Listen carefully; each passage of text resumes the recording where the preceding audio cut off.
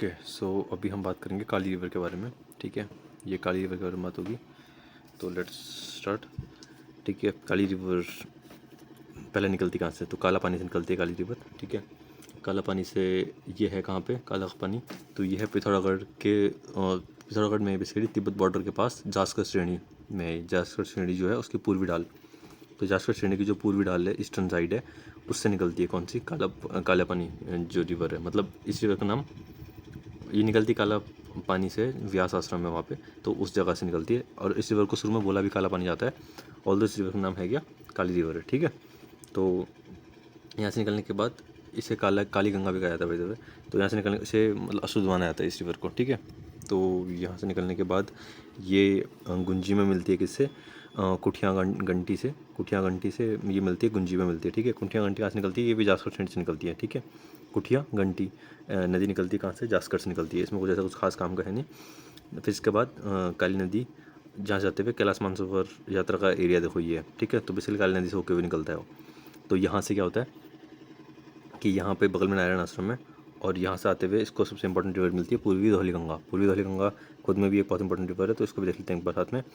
तो गोवाना खाना से दारमा रिवर निकलती है। ठीक है, और ये तिजांग जगह पे मिलती है किससे? जो पूर्वी धौली गंगा से मिलती है। ठीक है, तो पूर्वी धौली गंगा यहाँ से आ रही है, और यहाँ पे और रिवर भी, छोटी रिवर जैसे लस्सर रिवर है, ये तो काम की है नहीं, तो यहाँ से देख लेते हैं हम मेन। तो पूर्वी धौली गंगा से मिलते हुए पूर्वी धौली गंगा आ जाती है। ये नानदरमा है, नानदरमा यहाँ ये रिवर है, तो इससे मिलती है, बट ये काम की रिवर है नहीं। सबसे इंपॉर्टेंट यहाँ पे धौली गंगा डैम है, ये इंपॉर्टेंट है, धौली गंगा पावर प्रोजेक्ट, तो यही वाला प्रोजेक्ट है वो। ठीक है, उसके बाद ये आगे आते हुए मिलती है कहाँ पे? सियालपत पे मिलती है। ठीक है, तवा घाट ही बोलते हैं इसको, तवा घाट से तवा घाट में मिलती है किससे? काली रिवर से। कौन? धौली गंगा। ठीक है, धौली गंगा मिलती है यहाँ पे। कालिका तंतु पावर प्रोजेक्ट है, ये इतना इंपॉर्टेंट प्रोजेक्ट है नहीं। ठीक, इसके बाद नीचे आते हैं इसमें, उसके बाद ये नीचे आती है यहाँ से। अब यहाँ पे इंपॉर्टेंट आता है कि यहाँ पे जौलजीबी है, यहाँ पे जौलजीबी लोकेशन है, याद होगा ना? जौलजीबी काली नदी और गोरी नदी यहाँ पे मिले ना, उसे जौलजीबी बोलेंगे। तो इसी मैंने जीवी से याद रखा हुआ है कि काले और गोरे जीवित होते हैं ना, मतलब ब्लैक और वाइट, सब पे लाइफ है ना, सब पे लाइफ है, ब्लैक हो या वाइट हो। ठीक है, black life matter, white life matter वाले सीन से याद रख लो। तो जीवित हैं, तो सब जीवित ही ना, तो जौलजीबी तो जीवित है, ब्लैक और वाइट। तो यहाँ से वाइट रिवर आ रही है, यहाँ से ब्लैक रिवर आ रही है। तो गौरी गंगा आती है यहाँ से। गौरी गंगा देखते हैं कहाँ से आती है? गौरी गंगा आती है मिलम ग्लेशियर से। मिलम ग्लेशियर से आते हुए गौरी गंगा दो रिवर से मिलती है, 3 रिवर से, इसमें कुछ काम की रिवर है नहीं, तो ये मिलती है जौलजीबी पे। ठीक है, इसके बाद नेक्स्ट इंपॉर्टेंट रिवर, सबसे ज़्यादा इंपॉर्टेंट रिवर है सरयू। सरयू बहुत ज़्यादा इंपॉर्टेंट रिवर है। सरयू निकलती है, सरयूल से निकलती है सरयू, और सरयू और गोमती रिवर मिलती है कहाँ पे? बागेश्वर पे। ये पूरा एरिया बागेश्वर का ही है। ठीक है, ये पूरा एरिया बागेश्वर का ही है। तो बागेश्वर में मिलती है कौन? सरयू और गोमती रिवर। गोमती कहाँ से निकलती है? दोबारा श्रेणी से निकलती है। और बागेश्वर इंपॉर्टेंट क्यों होता है कि बागेश्वर में मेले वगैरह लगते हैं, तो वो इसी नदी के किनारे लगते हैं। ठीक है, सरयू नदी के किनारे। ठीक, तो ये ज़्यादा काफ़ी ज़्यादा इंपॉर्टेंट ये भी आती है। इसके अलावा एक और बहुत इंपॉर्टेंट चीज़ ये भी है कि जो सरयू रिवर है ना, वो सबसे ज़्यादा पानी देती है किसको? इसलिए बहुत इंपॉर्टेंट भी है कि ये ज़्यादा पानी देती है किसको? काली रिवर को। ठीक है, इसके अलावा सरयू रिवर से जब मिलती है तो उस टाइम पे मिलती है पूर्वी रामगंगा। पूर्वी रामगंगा आते हुए, पूर्वी रामगंगा कहाँ से आती है? नामिक से निकलती है, और नामिक से निकलते हुए पूर्वी रामगंगा मिलती है किसको? रामेश्वरम मिलती है किसको? अपनी ये कौन सी थी ये? सरयू को। ठीक है, अब यहाँ पे ये चीज़ इंपॉर्टेंट आती है कि रामेश्वर भी टेम्पल है, रामेश्वर में टेम्पल वगैरह है ना, तो वो यहाँ पे ही है। तो इससे मिलती है, दोनों की दोनों रिवर यहाँ पे मिलती हैं। ठीक है, कौन सी? पूर्वी रामगंगा और सरयू रिवर मिलती है यहाँ पे। ठीक, इसके बाद ये हो गया। पनार नदी भी ऐसे यहाँ पे मिलती है, पनार नदी भी। इसके बाद ये आगे जाते हुए मिलती है किससे? पंचकेश्वर परियोजना बनी है यहाँ पे, पंचकेश्वर डैम भी यहीं पे। ठीक है, देख लो कितने मेगावाट, 6840 मेगावाट की पावर प्रोजेक्ट है। अभी बना नहीं है बाय द वे, अभी बनेगा ये। क्यों? क्योंकि ये उत्तराखंड और नेपाल के बीच में दोनों में 50-50% वाटर डिवाइड होगा इसका। तो ये है पंचकेश्वर पावर प्रोजेक्ट, ये सबसे बड़ा प्रोजेक्ट होने वाला है उत्तराखंड का, अगर इसे भी कंपेयर किया जाए तो। क्योंकि वो 2500 है, कौन? टिहरी 2500 वाला है, तो ये 6800 है। ठीक है, अगर ये डिवाइड भी होगा 6000 मतलब 7000, अगर ये डिवाइड भी होगा तब भी ये उससे बड़ा होगा किससे? टिहरी के प्रोजेक्ट से भी बड़ा होगा। ठीक है, तो ये यहाँ से निकल के यहाँ पे आती है रामेश्वर, यहाँ पे आके मिलती हैं दोनों की दोनों। ठीक है, रिवर्स। ठीक है, तो सरयू बहुत इंपॉर्टेंट, इसलिए बहुत ज़्यादा इंपॉर्टेंट आती है। इसके बाद ये थोड़ा आगे आके छोटी छोटी रिवर से मिलती है, वो इंपॉर्टेंट रिवर है नहीं, लादिया रिवर एक उससे मिलती है आके। ठीक है, इतनी इंपॉर्टेंट रिवर है नहीं लादिया भी, तो यहाँ पे मिल जाती है। फिर टनकपुर बैराज है, बानबसा है, बानबसा आपने सुना होगा, तो उसका शारदा नहर आती है, शारदा नहर भी मिलती है यहाँ पे आके। बस इतना ही है इसका, और कुछ ज़्यादा इंपॉर्टेंट है नहीं इसमें। ठीक है, खास अगर हम बुक में दिखा देता हूँ, एक बार बुक में देख लेते हैं क्या क्या इंपॉर्टेंट है इसमें। तो पिथौरागढ़ से निकलती है। ठीक है, जासकर श्रेणी के पूर्व ढाल से निकलती है, लीपू लेक के पास स्थित है काला पानी। ठीक है, लीपू लेक के पास क्या स्थित है? काला पानी स्थित है, तो वहाँ से निकलती है। काला पानी के वहाँ पे व्यास आश्रम है, तो वहाँ से निकलती है। ठीक है, तो ये निकलती हुई उसके बाद काली गंगा से काली गाड़ खाया था, काली गंगा खाया था, काला पानी गाड़ खाया था और काली गंगा खाया था। फिर इसके बाद यहाँ से आते हुए आगे नेपाल के साथ बॉर्डर बनाते हुए आती है आगे, फिर पिथौरागढ़ के बाद ही चंपावत में प्रवेश कर लेती है और टनकपुर में चंपावत में स्थित पूर्णागिरी तीर्थ के पास ही क्या बरमदेव मंडी के पास ही शारदा रिवर से मिलती है, वो जो लास्ट रिवर थी अभी तक की उसी से मिलती है डायरेक्ट। ठीक है, ये डायरेक्ट लास्ट का बता रहे अब मैंने देख लेते हैं कि स्कंद पुराण में श्यामा नदी को क्या कहा गया है। तो इसे इसका श्यामा नदी का जो जल मतलब इसे श्यामा नदी कहा गया है। ठीक है, ये भी याद रखना, स्कंद पुराण में इसे श्यामा नदी कहा गया है। श्यामा नदी मतलब श्याम, श्याम मतलब डार्क। ठीक है, तो डार्कनेस से काला। ठीक है, तो स्कंद पुराण में श्यामा नदी कहा गया है इसको, और इसका जल पवित्र नहीं होता है। ठीक है ना, ये लिखा हुआ है। इसके बाद 252 किलोमीटर की टोटल लेंथ है, मतलब 250 किलोमीटर की बेसिकली लेंथ, इससे बाकी से कंपेयर कर सकते हो आप बाद में। ठीक, इसके अलावा कुट्टी घाटी ये हुई था जो अभी हमने देखे थी कि वो वाली एक रिवर थी जो पहली रिवर से मिलती है, वो पहली रिवर यही है। ये जास्कर श्रेणी से निकलती है, ये पश्चिमी ढाल से निकलती है, वो ईस्टर्न से निकलती है, ये वेस्टर्न से निकलती है। ओके, उसके बाद पूर्वी धौली गंगा मिलती है इसके साथ। ये कुंठी घाटी के बाद काली रिवर के दाईं तरफ से श्यालपंथ के पास से खेला नामक स्थान से निकलती है। ठीक है, खेला नामक स्थान से कौन सी निकलती है, पूर्वी धौली गंगा निकलती है एंड ये मिलती है इसको।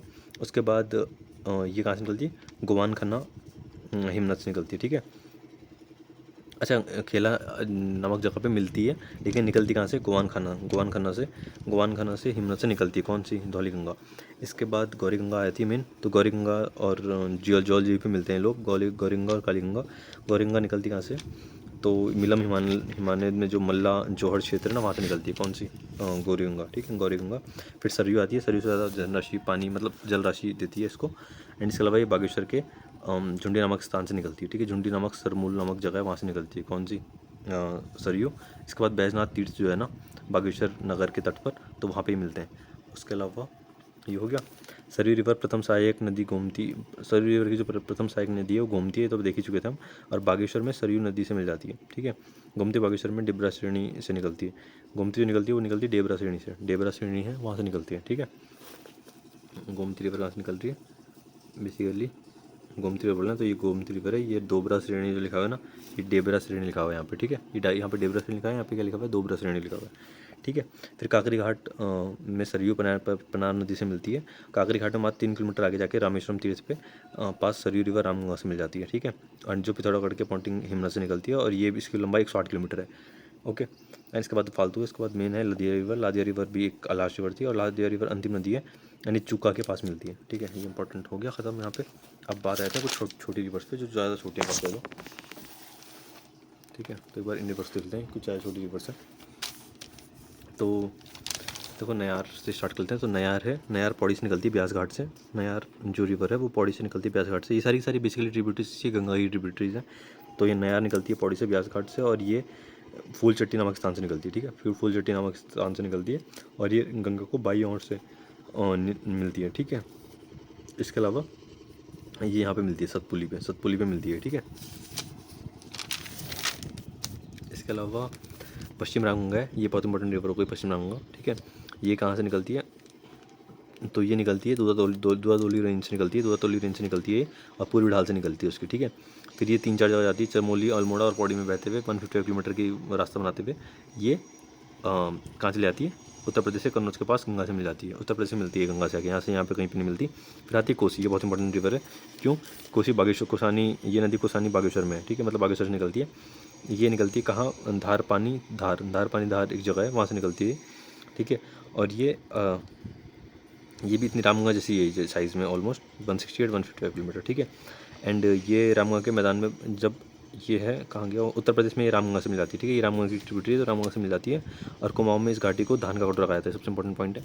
तो धान का कटोरा किसे कहा जा रहा है, तो कौ से कटोरा, कौ से कोसी, तो धान का कटोरा किसे कहा जाता है, कटोरा से कोसी को। ठीक है, तो कोसी को धान का कटोरा कहा जाता है। एंड ये हो गया। इसके बाद दापका नदी है, कुछ काम की नदी नहीं, नैनीताल से निकलती है, नैनीताल गर्म पानी नामक स्थान से निकलती है। एंड इसमें कुछ खास है नहीं। ठीक है, बाखरा नदी है, ये भी नैनीताल से निकलती है। गोला रिवर है, ये भी नैनीताल से निकलती है, पहाड़ पानी नामक जगह से निकलती है गोला रिवर। ठीक है, और ये किच्चा तक बहती है, और उसके बाद राज्य से बाढ़ चली जाती है। ठीक है, ये सब खत्म हो गया। इसके अलावा दहोहा रिवर है, ये गोला नदी के पूर्व से समांतर बहने वाली नदी है और ये नैनीताल से निकलकर उधम सिंह नगर में बहते हुए राज्य के बाहर चली जाती है। नंदौर नदी थोड़ा इंपॉर्टेंट नदी है, ये थोड़ा मेरे लिए तुमको थोड़ा इंपॉर्टेंट लगी ये नदी। नंदौर नदी नैनीताल से निकलती है, ये नानक सागर डैम बनाती है, नानक सागर बनाती है, एक लेक है एक नानक सागर, लेकिन वो डैम भी है, ठीक है। तो नानक सागर बनाती है उधम सिंह नगर के बॉर्डर के पास। लेकिन नानक सागर इंपॉर्टेंट क्यों है? नानक सागर के थोड़ा सा नीचे पे, नानक सागर यहाँ पे ना, तो इसके थोड़ा सा नीचे पे ही नाकमत्ता है। नाकमत्ता वही जगह है जो एसटी के लिए रिजर्व है ना, दो जगह एसटी के लिए रिजर्व है, एक नाकमत्ता है और एक कौन सी है, ये अपना क्या कहते हैं से जौनसार, ठीक है। जौनसार वाला एरिया, मैं नाम भूल गया, सी से कुछ नाम है, चौ से कुछ नाम, ठीक है। तो एक बार वो देख लो। तो ये हो गया। तो नाकमत्ता इसी के ठीक नीचे है कौन, ये नानक सागर डैम इसी के ठीक ऊपर है। और यहीं पास में ना रामगढ़ पावर प्रोजेक्ट भी है, शायद रामगढ़ नहीं हो क्या उसका नाम, कुछ गढ़ करके पावर प्रोजेक्ट है कोई, रामबाड़ा पावर प्रोजेक्ट है कोई, रामबाड़ा पावर प्रोजेक्ट है यहाँ पे, ठीक है। तो ये या फिर ये नानक सागर के ऊपर ही है शायद, ये नानबाड़ा क्या था वो, रामबाड़ा पावर प्रोजेक्ट करके कुछ है, ठीक है। तो ये देख लेना एक बार। बाकी सबसे इंपॉर्टेंट चीज़ है कि ये याद कर लेना, ये मस्ट याद करना, यही है। अगर आपको कुछ नहीं पढ़ना है ना इसमें, तो सिर्फ याद कर लो टॉस कहाँ से निकल रही है, कहाँ खत्म हो रही है, कहाँ से निकल रही है, कहाँ खत्म हो रही है, कहाँ से निकल, ऐसे करते करते और थोड़ा लेंथ याद कर लो बस। लेंथ भी सिर्फ पहले की 3 इंपॉर्टेंट याद कर लेना। सबसे बड़ी लेंथ काली नदी की, अभी यहाँ पे सबसे बड़ी रिवर हमारी काली नदी है, तो ऐसे करते करते 3-4 की लेंथ याद कर लेना। बाकी रोज काम करनी, धांधा कटोरा वाला सीन याद कर लेना, और जो भी इंपॉर्टेंट पॉइंट है बस उनको याद करना, बाकी कुछ ज़्यादा फालतू याद करने की जरूरत पड़ेगी नहीं, ठीक है। टीबीटी याद कर लेना बस, ठीक है। कृपया करके, थैंक यू, बाय बाय।